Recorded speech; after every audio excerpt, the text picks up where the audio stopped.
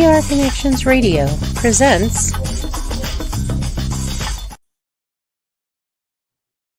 Good afternoon. Welcome back to Cozy Up and Pay Attention, the Parent Edition. If you're looking at my face, it's 2 o'clock straight up, and it is. And that means that I'm going to bring you another wonderfully tantalizing show where I bring another responsible adult onto the show to talk about raising his children. If you would please kindly take a deep breath and let it out slowly. I'll be right back. Cozy Stone is a multi-talented comedian extraordinaire who has a real lust for life. She also combines humor and motivation, where she is known as a humorvational speaker. Her youthful ways and positive light make her a beacon for those of all ages. Cozy has lived a remarkable life that has paved the way for so many. She had the longest running open mic venue of 11 years at Tommy Rockers in Vegas, called Cozy's Comedy Corner, through which she introduced many up-and-coming comedians. Before going into comedy, she was one of the first female personal trainers and one of the top fitness trainers in the world. She has trained many greats such as Billie Jean King, Roberta Flack, Andrew Young, Ed Bradley, CCH Pounder, Al Pacino, and Earl Monroe. As a former competitive bodybuilder, she also owned a bodybuilding gym for women over 40 in Los Angeles for several years. She has worked in top positions for HBO, Playboy, and Tony Robbins. She also enjoys volunteer work, dedicating time to the New York Foundling Hospital and babies with AIDS. Cozy Stone has a message that shouldn't be missed. Thank you. And if you would kindly bring me my handsome guest dad of the day, Mr. Greg Carter, how are you this afternoon? I am doing very well, Cozy. Thank you for asking. Well, thank you for being with us. And before we get started, I always like to say to the audience, having children, yes, there are plenty of books on the shelf, but it doesn't tell you how to train or how to teach your child, what practices are specific to your, as I'm now saying, your DNA. The other thing about parenting, there is no such thing as a perfect parent. And I'm sure each and every parent out there will tell you if they thought they were going to be, their kids came along and took all that out. Dismiss that thought. And then just as importantly, this show is never and will never be about parent shaming. So we're going to get into the background of my today's guest, Mr. Carter. Mr. Carter, oh my God, why am I calling you Greg Carter? Greg, give me your last name. I'm having a brain fart. Adams. Oh my God, who's Greg Carter? Oh, I used to work with Greg Carter. Okay, Greg. He must have been a handsome guy. He was. He really was. And his girlfriend played at NYU. But here we go. I'm digressing. Come back, Greg. Come back. Greg, let's leave the last name out. I want you to tell us, please, about your background. Let's start with your parents. Where were your parents born, raised? Where did they meet? How old were they? Wow, that's a lot of information. My dad is from Texas, a little town called Quinlan. Okay. Raised in Texas until he joined the Navy, where he met my mom, Okay. and where she grew up in Compton in Long Beach, Wow. California. So my mom, I believe, was about 17 when she met that handsome sailor and knew right away that that was the man she was going to be married to. And how old was he? He was 21. Okay, not too bad. So no, it's a great age. They were a beautiful, handsome couple. Did everything they could to be the best parents they could. All right. So because we're going to talk about blended families today, for 1 minute, if you remember, not if you remember, of course you remember, where did you meet your first wife and how old were you two? Oh, I met my first wife in a drum and bugle corps. And we were 16 years old. Well, I was 16, she was 15. Okay. There's too many lines. That's such an opening for a comedian. I'm going to leave that alone. And Yes. You were both in California? Well, Southern California. We were in a drum corps called the Velvet Knights. Okay. So we traveled on buses all together for, 2 or 3 years? Oh, my God. Did you say she was 17 or 16? I was 16. She was 15 when we met. And her mother let her be on the bus? Oh, no.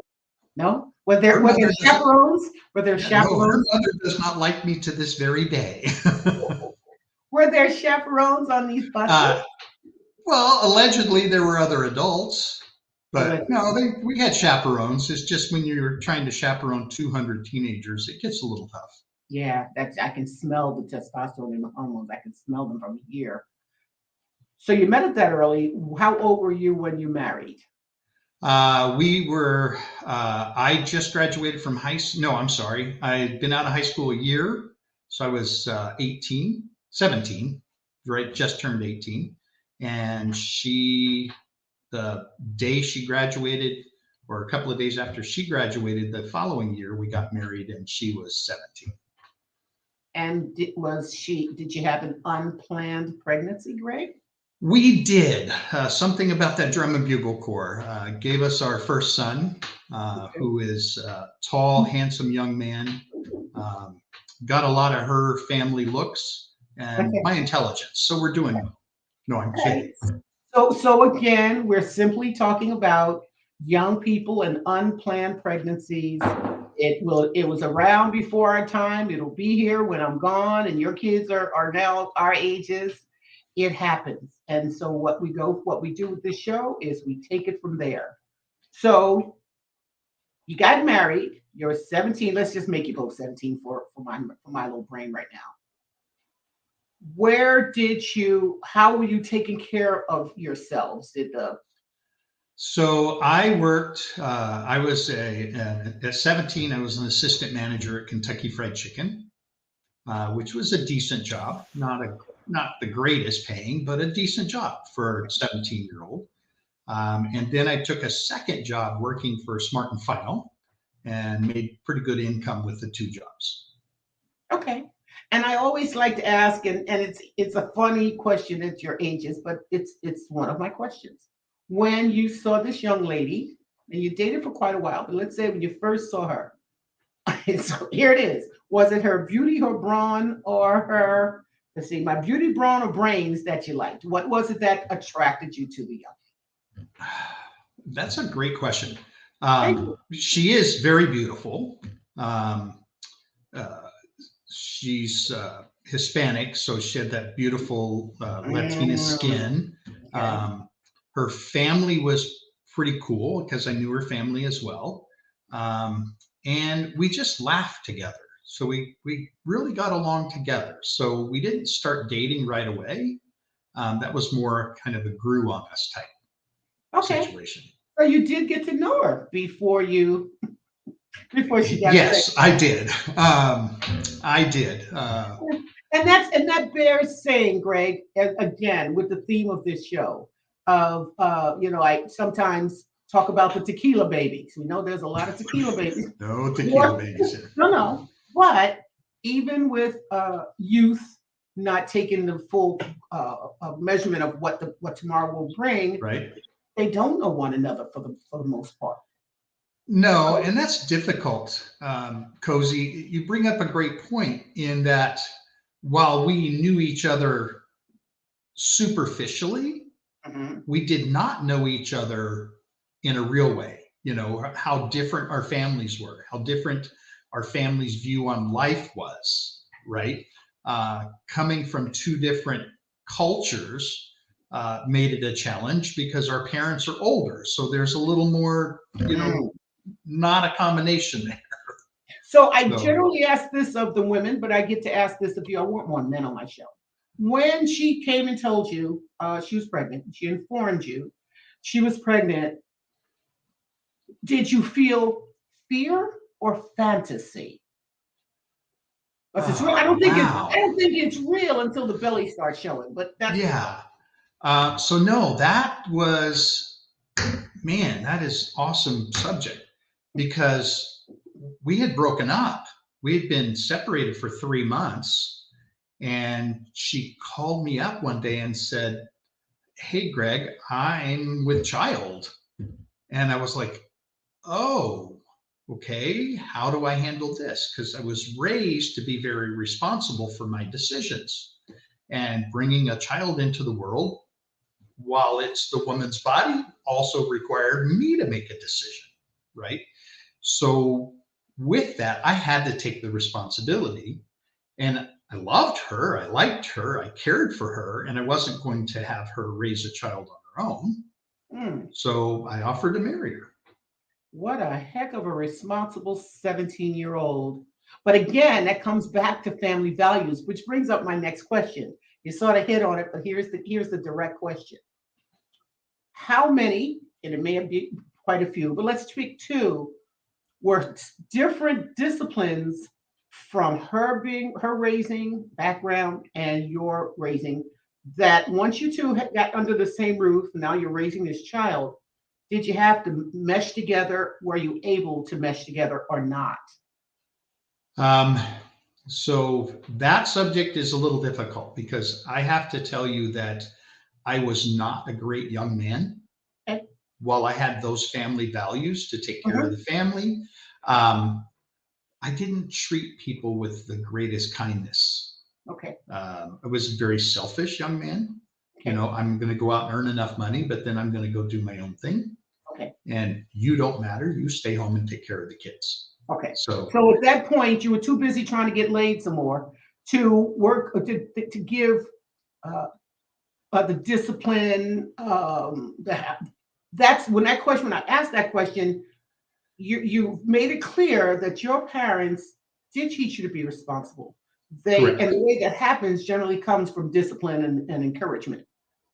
But you were at that point was not that involved. You just paid the bills, and that was your responsibility because that's what you saw your father do. I didn't know how to parent. There you go. Right. So I'm 18 years old, 17, 18 years old, 17 when I got married with the first one, 18 when we had our second one. And I did not know how to parent. I didn't have a clue. I would overly discipline. Okay. Not in a violent way, but I yelled. But your patience was that short. Who helped? What kind of support systems did you kids have to help these kids get a good start in life? At that time, her and I, none. We ended up divorced about 6 months after my second son was born. Wow. Or actually, it started in the process of her being pregnant with him.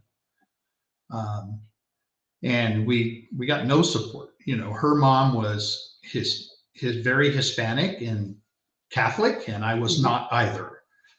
My dad is a little country hick from East Texas. So the support system we should have had actually was part of what drove us apart. Okay, so let's stop there and do a collective. Okay. Young people moving surely and purely on hormones, not knowing the big picture, not having a sense of the responsibility, the discipline of what it takes to bring another human being in this world, simply because they had no idea who they were. And as you just said so eloquently, you were still being a dog. I don't know if you said that, but that's what I heard. Well, I never called myself a dog. I've always called myself a pig.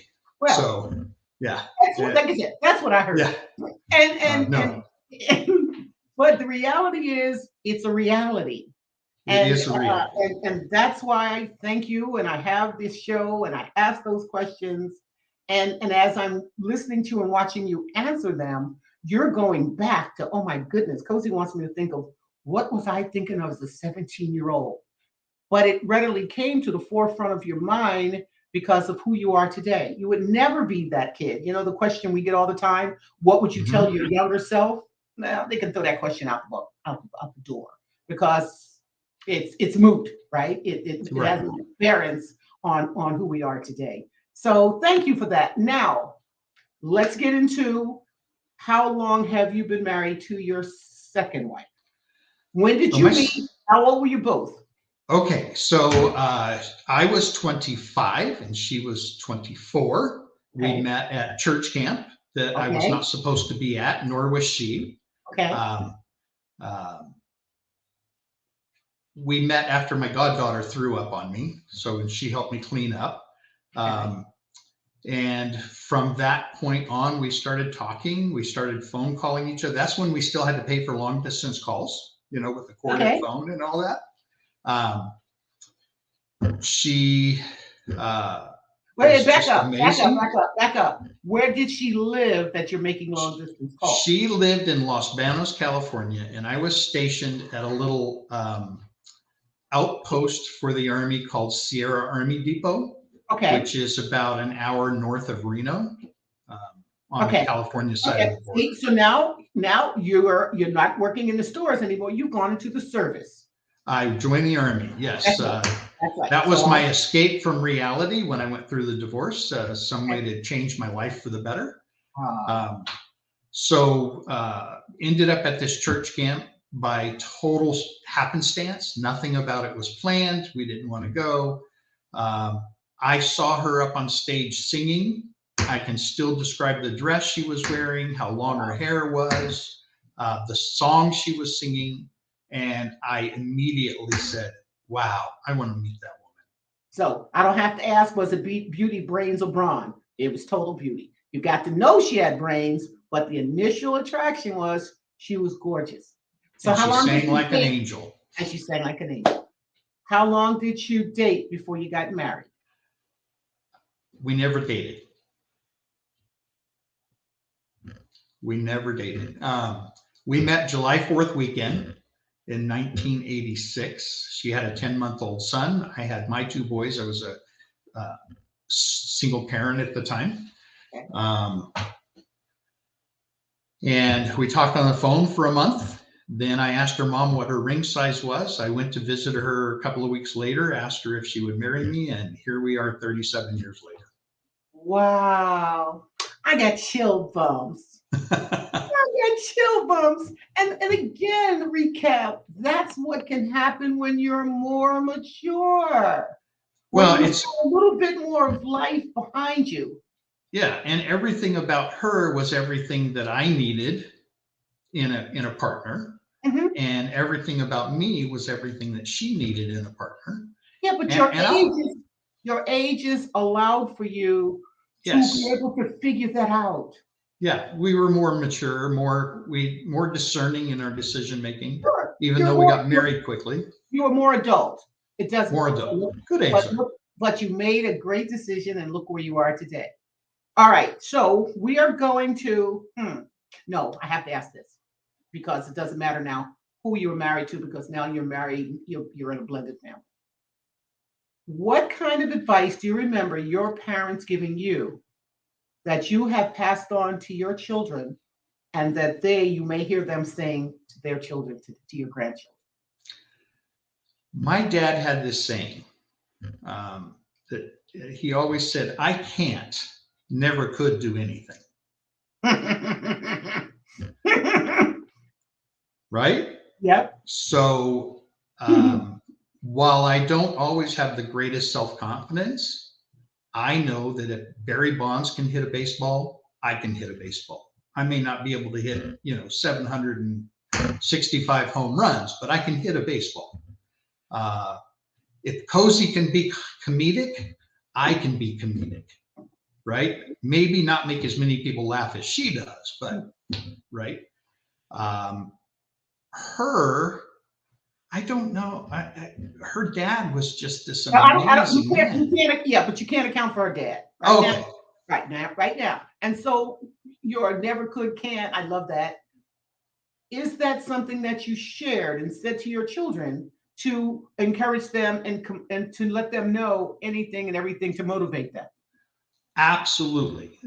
We raised our kids to first that our ceiling is their floor. So they're going to step off from where we've succeeded to. Wow. And the other thing is, if you start something, you better doggone well finish it. Okay. All right. And I don't know your kids and may never meet them, but we take with us the sage advice that our parents give us and don't realize it until we're older and or raising kids or around kids.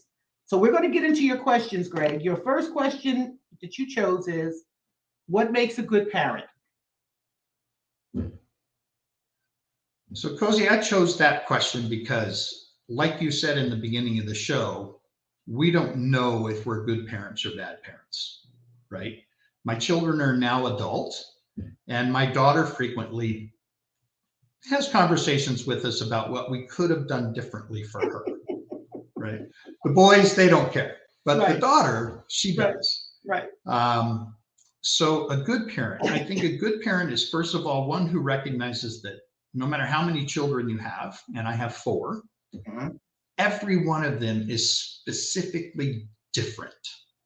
What I said at the beginning of my show. Exactly. Okay. So what I did with my 3 sons and the differences of how I handled that is totally different than how I had to treat my daughter growing up, because there's 2 totally different entities, different mindsets, different mind frames, different desires and goals in life.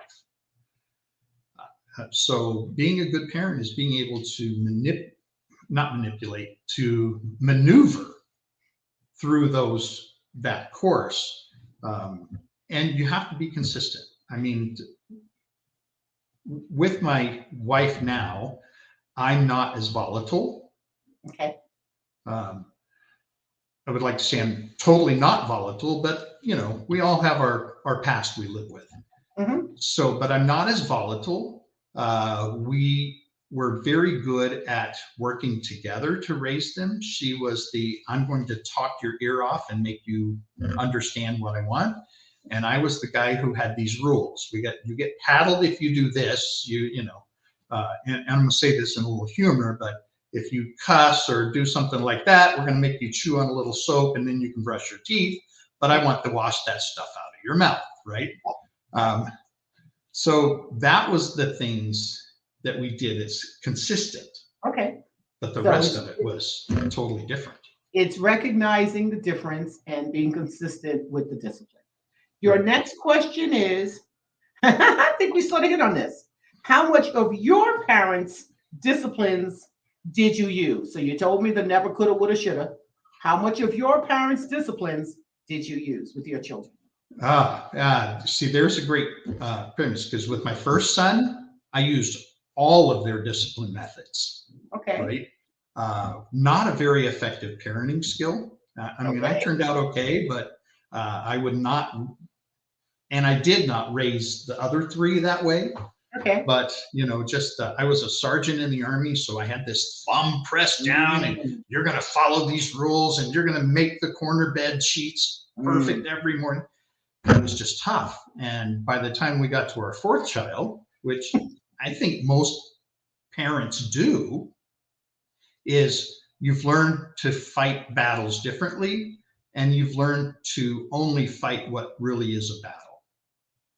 And I think the most important word that you just said is you've learned. Absolutely. Again, right? Doesn't come with a manual. And even if you pick it up, that's not the way that child is going to respond. That's not what that situation is.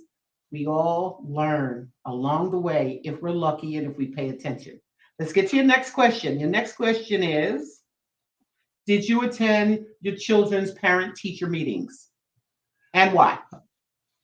Okay, so after my first son, I became very involved with my children. Okay. I wanted to get to know them. I wanted to be part of their life. I wanted their upbringing to be totally different than mine. Okay.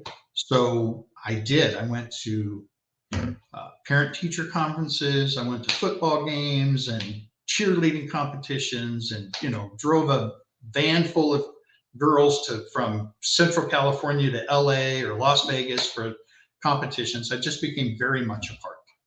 Now, did Lisa, because I don't have to call her your wife, did Lisa play a part? Did you parlay off with one another? One day you take the bus, one day, or how did that go in terms of participating in going to the parent-teacher meetings, in going to their competitions?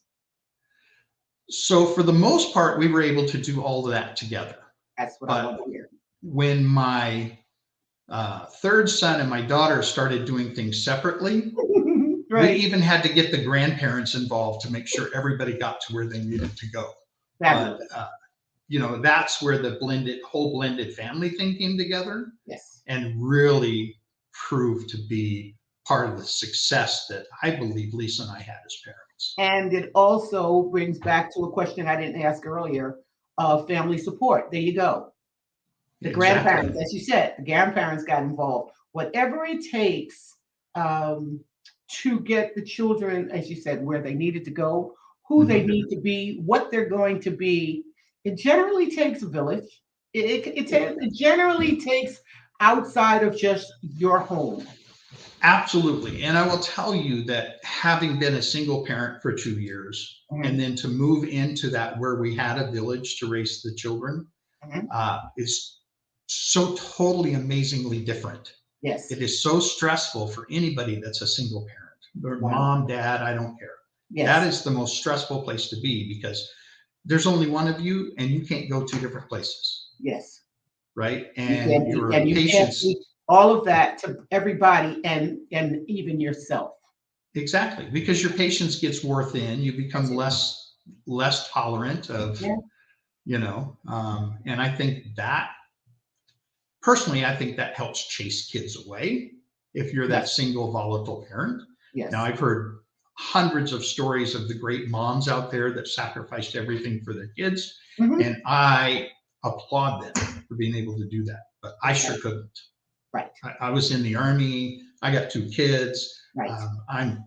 It was. Okay. Yeah. Okay. Blended families work when they want to blend. The next question is, what did you do? And when I say you, include Lisa, what did you do to encourage success? And then I put in some examples and you figure out which ones you want to answer, not all of them. Chores, social skills, educational expectation, developing good relationships. Pick 2 of them. Let's go with the chores and I always want to hear about the chores and the education. Oh, good. Right. So I don't know about other parents, but I'm assuming that most kids come to their parents and say, I want. Right. I want a new bicycle. I want a new stereo. I want a guitar, whatever they're into, they want. I'm sure there's not a parent listening that's ever heard those words, but let's pretend they have. Right. Okay. So we use that chore system to help motivate them towards being responsible with what they want. Yes, way. Right. So when my son wanted a new guitar, he had to earn half the money. We didn't care how he earned it, but he got paid for chores, right? We believe that if you work, you should get paid. So he got paid for chores and then he raised half the money. And then as parents, we gifted the other half to get him the guitar he wanted. But he's become an awesome musician, so that worked. The daughter, the same thing. I mean, she was a cheerleader. So every year we had to buy a new cheerleader outfit. Right. So she had to be part of the selling candy just as much as mom and dad did. Sure. Right. And then also came the chores. Got it. And then education goes without saying. Got to bring me good grades. So my wife and I are both, we're just long-term learners, right? My wife is a school teacher. That's right. I work in finance. We both have master's degrees. So as my daughter grew up, she wanted to emulate some of that. Right. So she also became a teacher. She just recently completed her master's degree. So that is that, evidence of kind of following in the parents' footsteps. And she is so proud of the fact that she beat my grade point average by 1/10 of a point. No. So there's just a little competitiveness that's created in the family. That's healthy. Yeah. And my sons have gone on to live great careers. My oldest son became an electrician. Doesn't require a college, but it does require 5 years of education through the tech system. And now he's one of the best in the country. And highly paid because. Well, what he's doing now, he's now working from home and designing the electrical systems for 4 major buildings. So, yeah. So he's good at what he does. All right. Your last question is, oh, I like this question. What makes you happy as a parent? Oh, seeing my grandbabies. Hey, let me tell you something, Cozy. I love my 4 kids. I love them with all my heart. But if I would have known how awesome grandkids were going to be, I would have had 12 kids. I wouldn't have anything to do with them, but I would have the grandbabies here, you know. Being able to be a part of their lives and their children's lives, there's no greater reward. Oh, and do all of them have kids? All 4 of your kids have kids? All 4 of my kids have kids. How many grandchildren do you have? 11. Oh, granddad. Mm-hmm. And best job in the world. And how many are local? We have 4 local. Okay. We have 3 in the Salt Lake area. Okay. We have 2 down in Arizona, Phoenix, and then 2 in Central California. Fabulous. And that just allows travel. You either go their way or they come here to see you. That's also breaks up and lets again both of them travel. I didn't ask this question, but it bears to be asked. Did the mom of your first children stay involved with their lives? Oh, absolutely. After my 2 years, she called and said, "Hey, I'm ready for the kids to come back home." Okay. So we actually had already met my current wife. Right. So we drove the kids back to where she lived. And we've kind of stayed in touch. We've actually developed a friendship in the last 10 years. And that's helped keep a close relationship with my 2 sons. And you were able to, with all said and done, to be on the same page to raise your 2 kids together, separately. Yes, you know, like I told you before the show started, we have yours, mine, and ours. So we have the 2 boys that were mine, the son that was hers, and then the daughter that's ours. Okay. And to blend those all together, there have been times when it's been a little bit of a challenge. That's life. Yeah. That's life. But at the end of the day, and at the end of the show, you have 4 responsible children. You have 11 healthy, wonderful grandchildren to play a part in them being helping your children, giving your input when you can, or when they come to visit, say, no, you don't do that, and making them responsible and hopefully make them make their beds when they come to visit. I don't care if it's the summer, Greg. Well, it's grandma, so there's a little bit of leeway with the grandbabies. That's it. That's it. Just gotta say. This is so come full circle. Young people got married, didn't stay together, met someone, married them 2 days later. It lasted 37 years, yours, mine, ours. Everyone came together for the betterment of the end result, creating responsible adults. Yes. who are now creating responsible adults. Generally, the rule of thumb is bad behavior repeats bad behavior, and unfortunately, good behavior gives us back good behavior. And there are exceptions to the rules, but contrary to whomever may think differently, there's a formula. And the formula of being responsible and giving responsibility, in implementing responsibility into a child is so important. If they never have children, they still know what it is, what it's supposed to be, because it doesn't matter whether you're taking care of someone else, just to take care of yourself. You must be responsible. You must be persistent. You need to be determined and have courage to go for whatever it is that you want. I knew this show was going to be exactly what it is. I do love it when my guests say, "Oh, Cozy, that's a good question." A little bit of brains here, just a little bit. I sat and thought hard about what would elicit the responses necessary to share your story with our listeners and to parents who may want to do better, which I'm not going to say that quite yet. That's the ending to my show. So let's get to your fun question, because now I'm 4 minutes over. Your fun question. Oh, look at you. Should have known. I didn't look at it beforehand. So you chose, what trait do you like most about yourself, Mr. Greg? What trait do I like most about myself? Yes, sir. Are you sure that's the question I chose? Sometimes I'm wrong. Is that not the question you chose? No. I like the fact that I'm I will say doggedly persistent. Okay.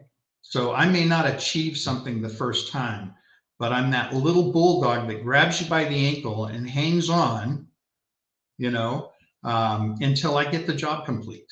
Because that was one of the important things for me to teach the kids, right? And I think it's just an important attitude of life. Success is not a matter of how long you're doing what you do, or how well you do what you do, but more how long you do what you do. Yes, sir. Yes, sir. I needed you on here today. It's just, it does. I don't mind sharing, but I love doing the show. The adrenaline that I get, the endorphins that I get from sharing wonderfulness with whomever's listening. You're wonderful, and watching. You're wonderful for giving this show and again, promoting, celebrating, and applauding great parenthood. And before I do end the show, I have to talk about my wonderful book, something else that helps to promote and market great thinking, great sense of humor. I'm sort of funny. I've got great wit, pretty intelligent. Yeah, I'm promoting myself, doggone it. They're in paperback. So please go to Amazon, pull up Cozyisms, The Art of Paying Attention, and please support my self-published book on Amazon. Greg, at the end of my show, I love to say to the audience, folks, sometimes when we know better, we do better. Greg, stay right there.